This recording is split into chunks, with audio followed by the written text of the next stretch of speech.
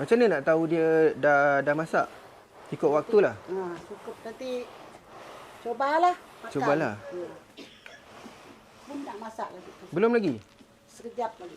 Macam banyak hancur je, Kak. Alah. Okeylah. Saya rasa elok saya pas balik kat Kak dah. Banyak hancur. Ditekan kamu. Nampak mudah tapi sebenarnya nak mengacau Ditekan macam ni saja. Digantung. maafkan saya.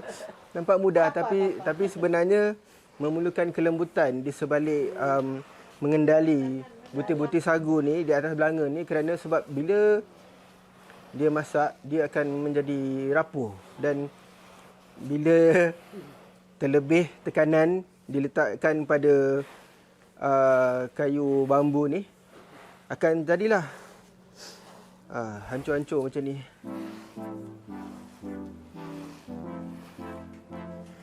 Buat atas sagu macam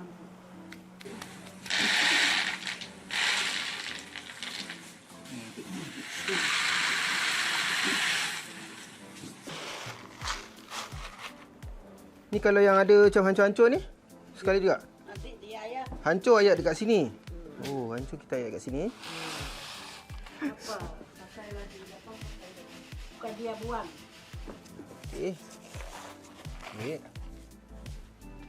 Baik, ni adalah lebihan campuran sagu yang pada awal tadi ada beberapa campuran kelapa, kelapa parut, santan dan sebagainya.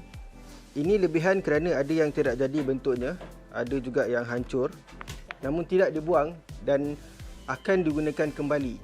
Mana yang ni akan dimasak juga di dapur belanga sehingga masak dan kemudian disatukan sekali dengan habuk-habuk pasir tadi dan akan diguna semula, diulang guna untuk campuran sagu yang baru akan datang.